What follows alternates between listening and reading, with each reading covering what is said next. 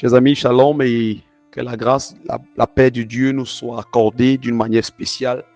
Nous rendons grâce à Dieu pour cette nouvelle année dans laquelle nous sommes entrés et nous voulons y entrer avec foi, avec assurance, mais surtout désirer que pendant cette année, le Seigneur nous conduise lui-même sur les voies qu'il aura tracées pour nous, mais surtout qu'il nous permette d'expérimenter une communion plus profonde avec lui.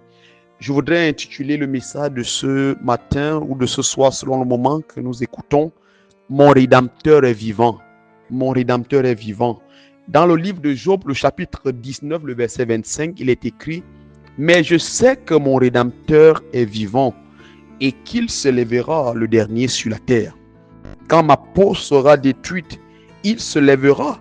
Quand je n'aurai plus de chair, je verrai Dieu. » Oui, c'est Job qui le dit. Vous savez, dans la vie de tout homme, il y a des périodes de profond désappointement. Il y a des périodes de troubles, des périodes, je dirais même de découragement total. Il y a des jours où la tristesse semble être notre lot. Il y a des jours où il est presque d'ailleurs impossible de croire que Dieu est encore le bienfaiteur de ses enfants. Il y a des jours où, voyez-vous, les tourments nous accablent notre âme, si bien que parfois, la mort semble être pour certains préférable à la vie. Et c'est alors que parfois beaucoup perdent leur confiance en Dieu. C'est alors que parfois, voyez-vous, beaucoup, je dirais, deviennent esclaves du doute. Ils deviennent esclaves de l'incrédulité. Si à de tels moments, voyez-vous, nous pouvions, par une vision spirituelle, discerner même la signification des voies de la providence, des voies de Dieu, nous verrions en réalité que des anges de Dieu s'efforcent. Oui, ils s'efforcent de nous délivrer de nous-mêmes. Ils s'efforcent justement d'essayer d'affermir nos pieds sur un fondement, je dirais, inébranlable, plus ferme que les collines éternelles. Une foi et une ardeur nouvelle animerait sans doute alors notre vie. Vous savez, dans les jours d'angoisse, dans les jours d'affliction, Job avait déclaré: je me plaindrai dans l'amertume de mon âme. Ah, je voudrais être étranglé. Laisse-moi, car ma vie n'est qu'un souffle. Mais bien que, voyez-vous, Job fut fatigué de la vie, l'histoire biblique nous permet de comprendre que la mort ne lui fut pas accordée.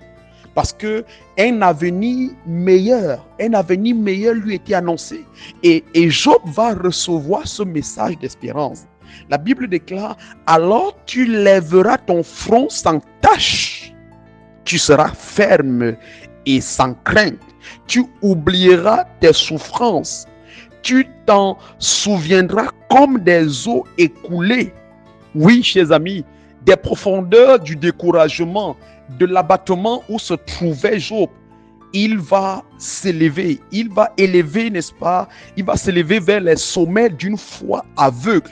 D'une foi aveugle dans la miséricorde, dans la puissance salvatrice de Dieu. Et Job va déclarer avec confiance: voici, quand il me tuerait, je ne laisserai pas désespérer en lui. Je ne laisserai pas d'espérer en lui. Oui, chers amis, je ne sais ce que tu traverses comme difficulté ou ce que tu vas traverser comme difficulté en 2025. Mais je voudrais nous rappeler de ne jamais oublier que notre Rédempteur est vivant. Shalom et que Dieu nous bénisse.